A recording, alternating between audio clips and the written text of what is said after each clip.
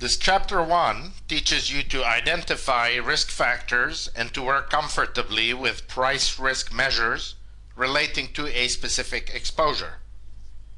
It then introduces value at risk as a key approach to quantifying risk exposures, focusing on spot positions for the time being.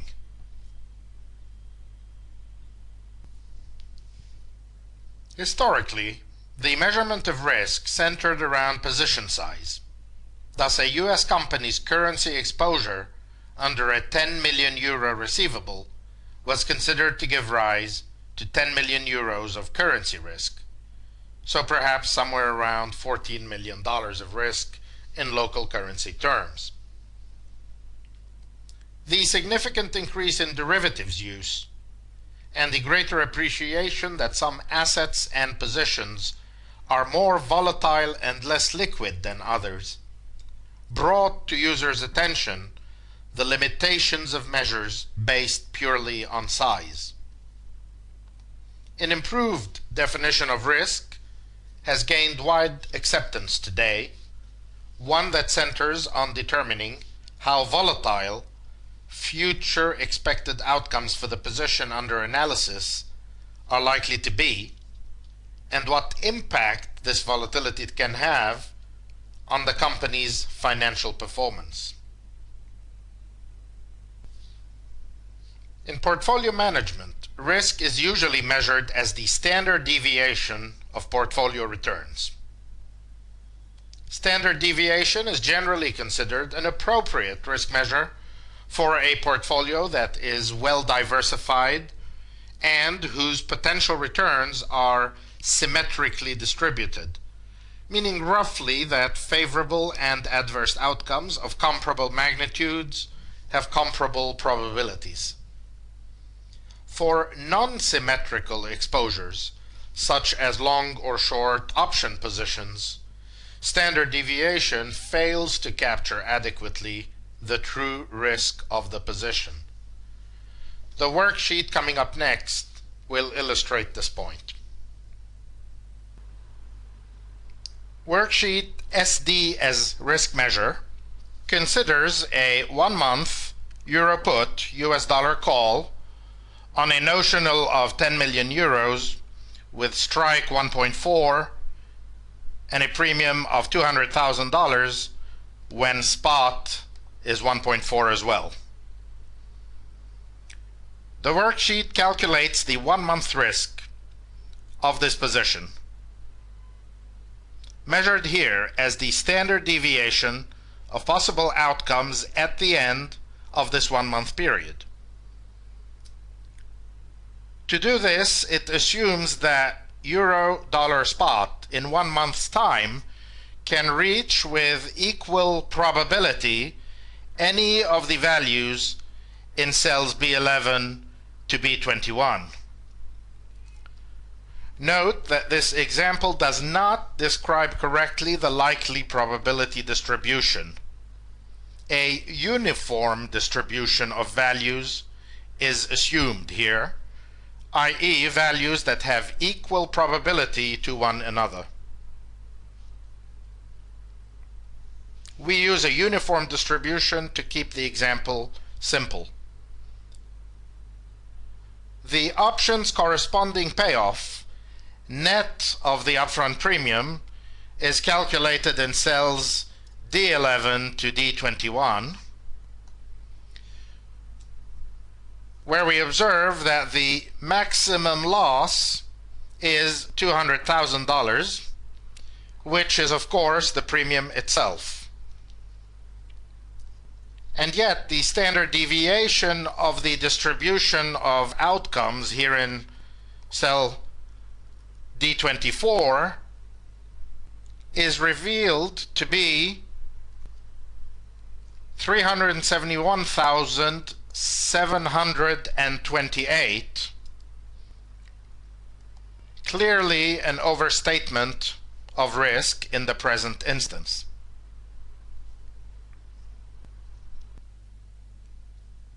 The example exposes the Achilles heel of standard deviation, namely its failure to differentiate between favorable and unfavorable outcomes. In this case, the inclusion of the very favorable outcomes in the calculation of standard deviation has caused the standard deviation to exceed significantly the worst case loss.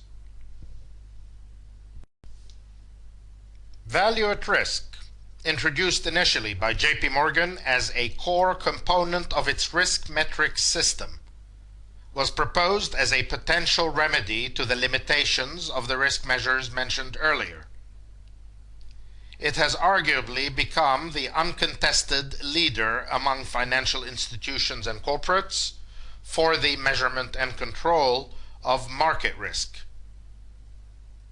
VaR is defined as the worst expected loss an institution can suffer over a given time interval under normal market conditions at a defined confidence level, and is typically calculated by means of statistical or simulation methods. Take, for example, a US company that is long euro dollars 10 million when spot is 1.4. To say the position's one-day 99% VaR is $300,000 is equivalent to saying that the maximum loss the position could incur over one day at a 99% confidence level is $300,000, or equivalently, that it is only 1% probable that the position could incur a loss greater than $300,000 over the next day. This loss would occur, it can be readily seen, if euro fell over the next day from 1.4 to 1.37. VaR as a risk measure is especially appropriate for trading positions that can be marked to market frequently, at least daily in most cases, and that directly impact the P&L under accounting rules. These typically include positions in foreign exchange, commodities, bonds, equities, and many derivatives. Although a VaR framework may also be applied to accrual type exposures, such as interest rate risk in the accrual book, as discussed more fully in our module on interest rate risk in the banking book. We list next a number of critical observations regarding VaR. VaR is not a worst-case scenario. Some small percentage of outcomes is expected to result in losses in excess of calculated VaR. Estimates of VaR depend critically on the underlying probability estimates of future distributions of outcomes. If the model under or overestimates the likelihood of extreme scenarios, VaR will follow suit. A change in methodology is likely to change VaR estimates. VaR focuses on risks, usually referred to as price risks, that can be measured by means of quantitative techniques. It does not address liquidity risk or operational risk. VaR is just one element of a comprehensive risk management framework and is usually used in combination with other tools, such as scenario analysis, stress testing, and absolute position limits, to obtain a clearer picture of aggregate risks and how to control them.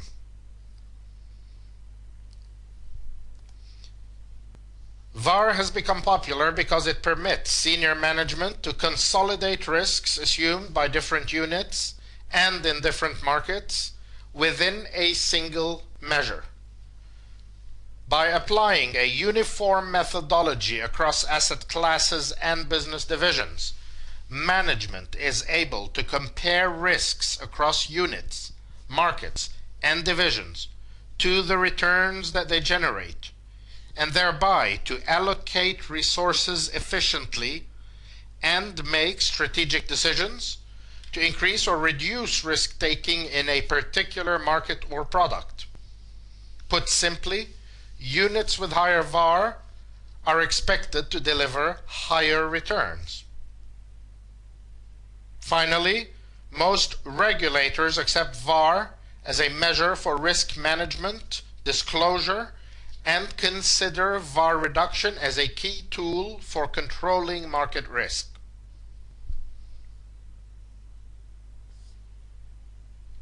VaR calculation for any position consists of 5 steps. Step 1, identify the risk factors or market variables whose changes directly impact the value of the position. These factors might include, depending on the position, interest rates, credit spreads, foreign exchange, equity, and commodity prices, plus, for all factors, their volatilities in the case of option positions. Step 2. Evaluate the sensitivity of the position to a negative 1 unit change in each relevant risk factor. What is considered a 1 unit change is arbitrary, but it is common to use 1 basis point for rates and credit spreads, 1% for currencies, and an absolute 0.1% in the case of annualized volatility. Step 3. Estimate the maximum expected change in each risk factor that reflects the measurement horizon and the targeted confidence level. In other words, if a daily VaR for an interest rate position is sought to a 99% confidence interval, we would estimate the maximum number of basis points in 99% of cases that the relevant interest rate could move over 1 day. Step 4. Determine the correlation between the relevant risk factors. And finally, step 5. Apply the assumed changes and correlations to the position in question to determine an aggregate VaR for the position. The following examples illustrate the first 2 steps. We consider first instances in which the relationship between the position value changes and the risk factor shift is almost linear, i.e. where the P&L impact is proportionate to the magnitude of the shift in the risk factor. This will typically be the case with FX spot and short-term FX and interest rate forwards, but not with long-dated bonds and swaps, nor with options. Take first a simple FX spot position. Specifically, a US bank is long 10 million euros at the current euro-dollar spot of 1.4. Here, the sole risk factor is euro-dollar spot, since this is the only market variable that impacts the position's fair value. We evaluate on this worksheet RSFX spot the sensitivity of the position value to changes in the euro-dollar spot risk factor, and begin by noting the position's fair value in local currency, US dollars in our example, using the current value for the risk factor of 1.4. The position's fair value is 10 million euros times 1.4 equals 14 million US dollars, appearing in this cell C11. In cell C12, we apply a standardized adverse shift of -1% to the risk factor to derive a new euro-dollar spot rate of 1.3860 in this cell C13.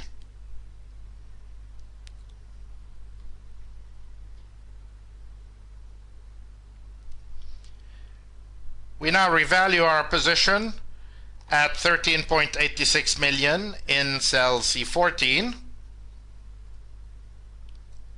This means that our position's value sensitivity to a 1% adverse shift in the relevant risk factor is the 13.86 million subtracted from the 14 million,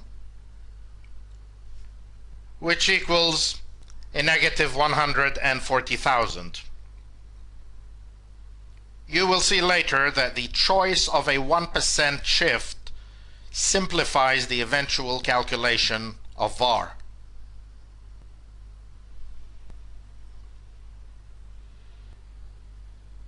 The same methodology can be applied to spot positions in commodities or equities.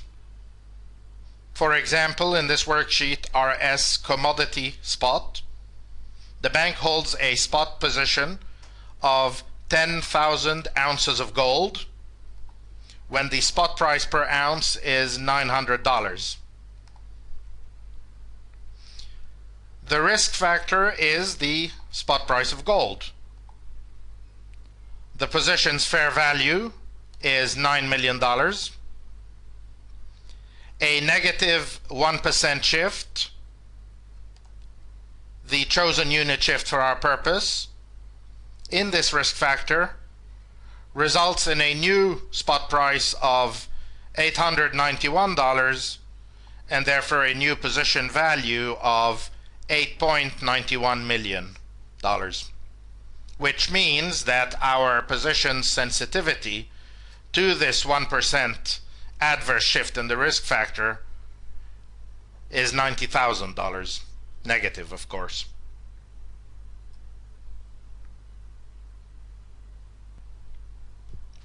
Finally, as illustrated in this worksheet, RS equity spot.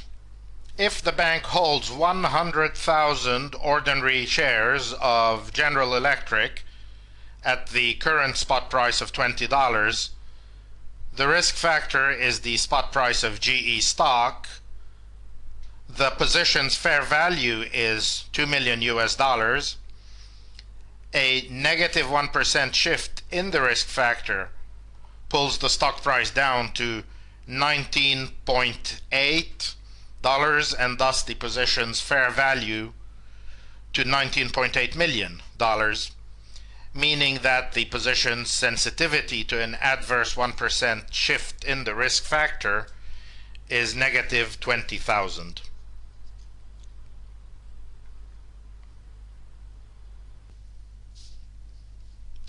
When the number of stocks in the portfolio is substantial, a simplified method becomes possible. This method is based on the Capital Asset Pricing Model, CAPM, which, as you may know, identifies two sources of risk for any equity position: a specific risk component, sometimes referred to also as non-systemic, and a market or general or systemic risk component. The volatility of the percentage change in stock price is given by the following equation: sigma IT squared equals the beta I squared times sigma of the market squared plus sigma EIT squared. Systemic risk reflects the co-movement of the stock return with the return of the market portfolio, i.e. of the stock market taken as a whole, by multiplying the stock's beta I, by the volatility of the market taken as a whole, sigma mt. Non-systemic risk is specific to the particular stock, sigma EIT. Under CAPM theory, specific risk for well-diversified portfolio is essentially eliminated, causing the aggregate portfolio risk to equal the systemic risk, i.e. to equal beta I squared times sigma for the market squared. The risk factor in this case becomes simply the level of the market portfolio.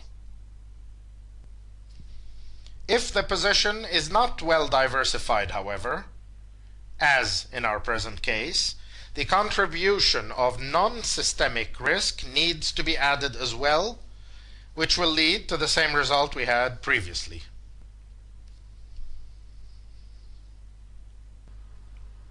We consider next the situation illustrated in this worksheet RS foreign equity, in which the US bank holds 100,000 common shares of French company Vivendi, whose current spot price is 25 euros when euro-dollar spot is 1.4. This time the position visibly has two risk factors: the spot price of Vivendi stock and the euro-dollar spot. Following the same steps as before, we derive for the position a fair value of $3.5 million and calculate a sensitivity for the position of $35,000 for an assumed 1% adverse shift in either of the risk factors, ignoring for now likely co-movements between these two factors. We will explain in a later chapter how the expected co-movement or correlation between the two risk factors modifies our calculations. We complete this introduction with an example involving fixed income securities, and specifically a US dollar floating rate note. Suppose the US bank has just purchased a newly issued FRN with the following characteristics.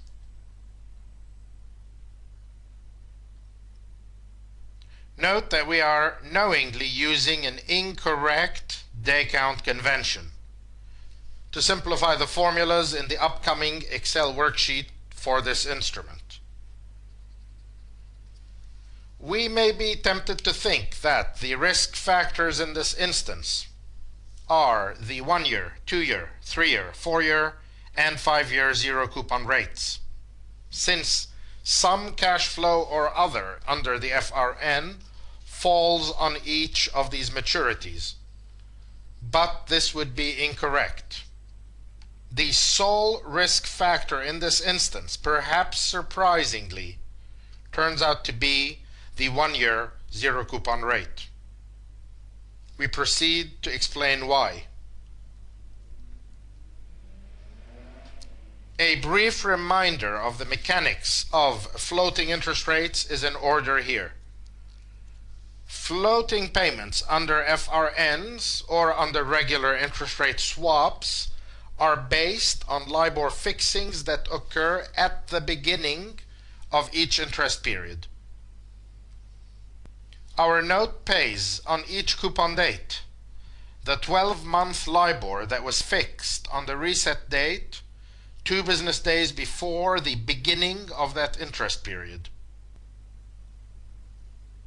Specifically, as of the note's issuance date, the first coupon would have been fixed 2 business days prior to issuance. While subsequent coupons are unknown on the issuance date, changes in short-term rates will of course impact those future coupons. Ignoring changes in credit spreads, an FRN that was issued at par will normally be worth par again just after each reset date. This is demonstrated on the worksheet coming up next. The various steps in our calculation are illustrated in this worksheet, RS FRN. The spot zero coupon rates are listed in cells C22 to C26. And from these we derive in this first table, labeled base case scenario, the fair value of the instrument over here in cell G27, which is shown to be $10 million. Please spend a minute familiarizing yourself with the formulas used throughout this table. This confirms our first important observation. An FRN paying LIBOR flat and discounted off the LIBOR swap curve trades at issuance at par.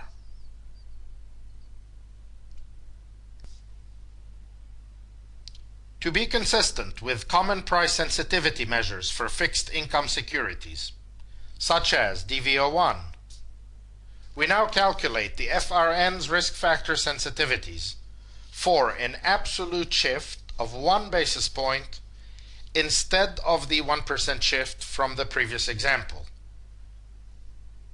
Care is required with the direction of the shift. We are concerned with adverse impacts on the position value, so must consider a positive 1 basis point shift in rates given the inverse relationship between bond prices and discount rates. We note that for fixed income securities and derivatives, we should ideally consider a shift in one specific risk factor, i.e. the zero coupon rate for one particular tenor, while keeping all others unchanged. In reality, of course, shifts in interest rates occur simultaneously across the curve and often move in the same direction, albeit by different magnitudes typically. Our sensitivity analysis is simpler if we stipulate a single risk factor that represents the general level of interest rates and is applied uniformly across the entire curve. That being said, our methodology is adaptable without too much difficulty to curve movements that are not parallel.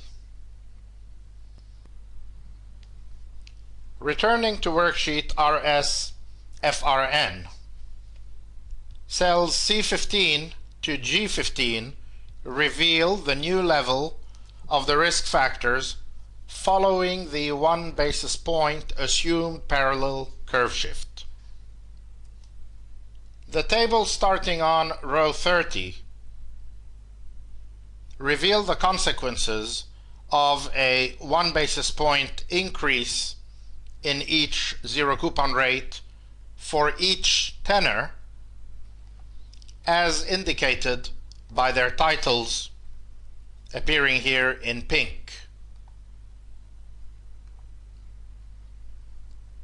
We now revalue the FRN for each individual shift. Note carefully that here the cash flow paid at the end of the first period has already been fixed. The size of the expected payment at the end of that period therefore remains unchanged, so is kept at 300,000 in each of cells F32, F42, F52, and so on, F62 and F72. But the discount factor applied to that cash flow to derive its present value is reduced as a result of the 1 basis point increase in rates, as you can see by comparing D22 and D32.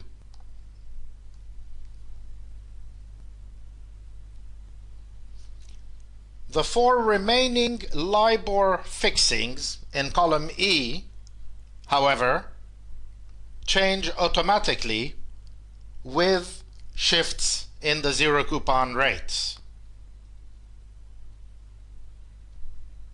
as does by extension the size of the related cash flow and the applicable discount factor. To illustrate, the third-year cash flow of $500,726 in this cell F24, whose discount factor prior to the rate shift appears in cell D24 as 0.8890, increases in cell F54 to $503,755 after the 1 basis point increase in the 3-year zero coupon rate, but is now associated with a discount factor of 0.8887, smaller than before.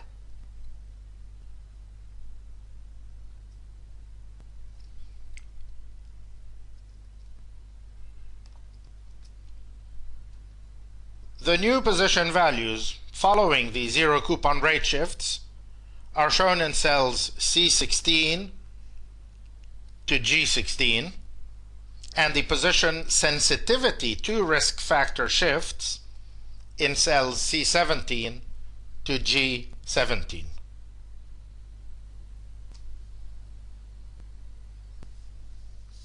As anticipated earlier, the FRN's value appears to react only to the change in the first zero coupon rate.